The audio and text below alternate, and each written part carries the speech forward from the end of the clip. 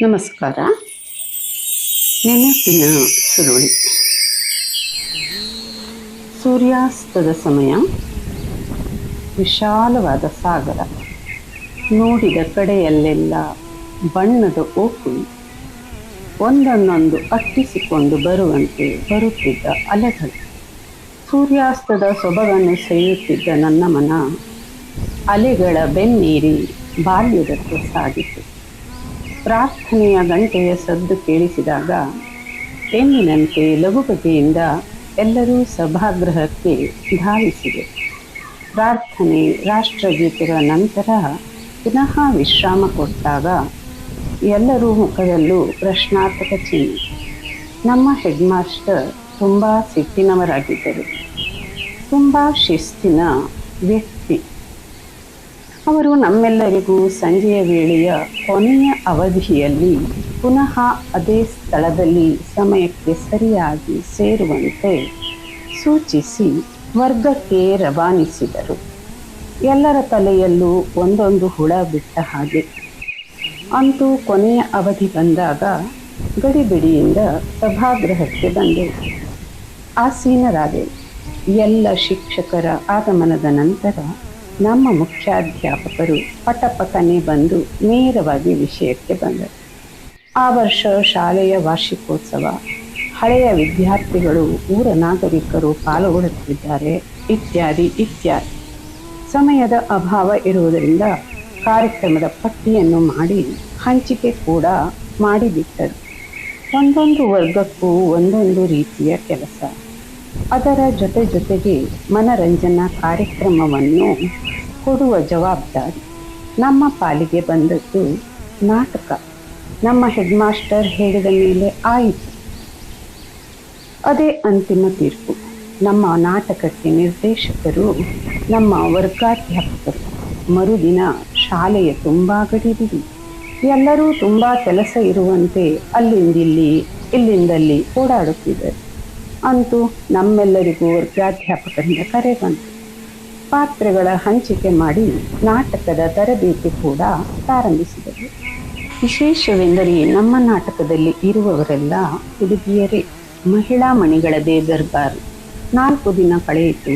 ನಾಟಕದಲ್ಲಿ ಇರುವುದು ಒಂದೇ ಸ್ತ್ರೀ ಪಾತ್ರ, ಉಳಿದೆಲ್ಲ ಪುರುಷ ಪಾತ್ರಗಳು.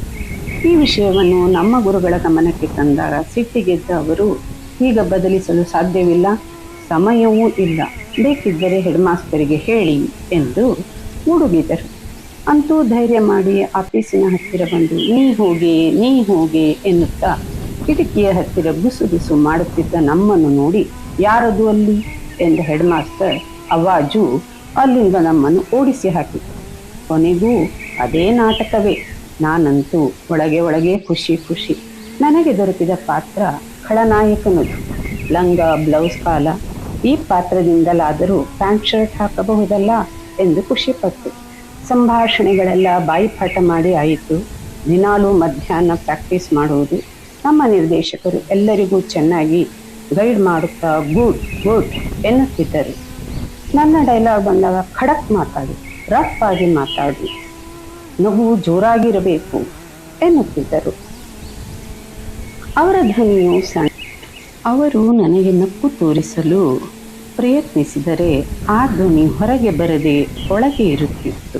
ಆದರೂ ನಾನು ಅವರಿಗೆ ಪ್ರಾಮಿಸ್ ಮಾಡಿದೆ, ಸ್ಟೇಜ್ ಮೇಲೆ ಜೋರಾಗಿ ನಗುತ್ತೇನೆಂದು. ದಿನ ಕಳೆದದ್ದೇ ತಿಳಿಯಲಿಲ್ಲ. ಅಂದು ಶಾಲಾ ವಾರ್ಷಿಕೋತ್ಸವ. ಅಂತೂ ಇಂತೂ ಮಾವನ ಮಗನಿಂದ ಒಂದು ಪ್ಯಾಂಟ್ ಒಂದು ಶರ್ಟ್ ಲಪಟಾಯಿಸಿದೆ. ಸ್ಟೇಜ್ ಪ್ರೋಗ್ರಾಮ್ ಮುಗಿದು ಕಾರ್ಯಕ್ರಮವು ಪ್ರಾರಂಭವಾಯಿತು. ಜೋರಾಗಿ ಒಂದೊಂದೇ ಕಾರ್ಯಕ್ರಮದ ಅನೌನ್ಸ್ಮೆಂಟ್ ಧ್ವನಿವರ್ಧಕದಲ್ಲಿ.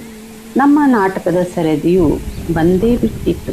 ನಾಟಕ, ಪಾತ್ರ ಪರಿಚಯ, ವೇದಿಯಲ್ಲಿ ಡವ ಎಲ್ಲ ಮರೆತ ಅನುಭವ. ಪರದೆ ಮೇಲೆ ಏರಿದಾಗ ಸ್ತ್ರೀ ಪಾತ್ರದಿಂದ ಅಭಿನಯ ಪ್ರಾರಂಭ. ಕೆಂಡಿಯಿಂದ ಎಣಿಕೆ ನೋಡಿದೆ. ಜನ ಕಿಕ್ಕಿರಿದು ತುಂಬಿದ್ದಾರೆ.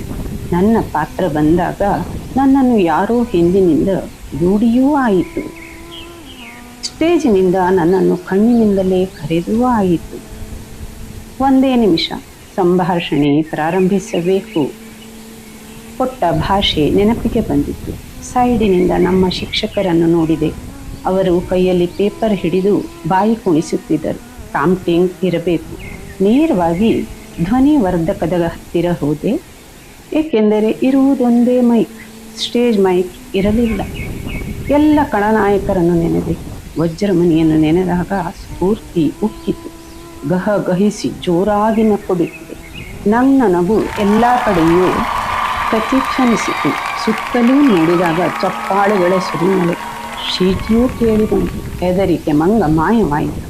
ನಾಟಕ ಮುಗಿದ ಮೇಲೆ ನಗು ನೋಡಬೇಕು. ಅಂತೂ ಮನೆಗೆ ಬಂದಾಗ ಹೊಗಳಿದ್ದೇ ಹೊಗಳಿದ್ದು. ಅಯ್ಯೋ, ಪ್ಯಾಂಟ್ ಶರ್ಟು ತಿರುಗಿಸಬೇಕಲ್ಲ, ಕೊಡಲು ಹೋದೆ. ಅವನು ಆಡಿದ ಮಾತು ಇಂದಿಗೂ ನೆನಪಿದೆ. ಈ ಡ್ರೆಸ್ನ ನಾನು ಹಾಕಿದರೆ ಎಲ್ಲರೂ ನಿನ್ನ ಹೆಸರಿನಲ್ಲೇ ಕರೀತಾರೆ. ಅವನ ತಮ್ಮ ಅಲ್ಲೇ ನಿಂತಿದ್ದ. ಅವನ ಕಣ್ಣುಗಳು ಅರಳಿದವು. ಹಾಗಿದ್ರೆ ಇದು ನಂದು ಎಂದು ಕಸಿದುಕೊಂಡ. ಒಂದೊಂದು ಸೀನ್ಗೆ ಒಂದೊಂದು ಶರ್ಟ್ ಆದರೂ ಬದಲು ಮಾಡೋದಲ್ವಾ? ನನಗೆ 3 ಶರ್ಟು ಸಿಗ್ತಾ ಇತ್ತು ಎಂದು ಅರ್ಥಗರ್ಭಿತವಾಗಿ ನಗುತ್ತಾ ಅಲ್ಲಿಂದ ಓಡಿದ. ಅಣ್ಣನ ಶರ್ಟು ತಮ್ಮ, ಅಕ್ಕನ ಅಂಗಿ ತಂಗಿ ಹಾಕುವ ಕಾಲ. ಓಹ್, ಸೂರ್ಯ ಮುಳುಗಿದ್ದಾಯಿತು, ಹೊರಡಬೇಕಲ್ಲ.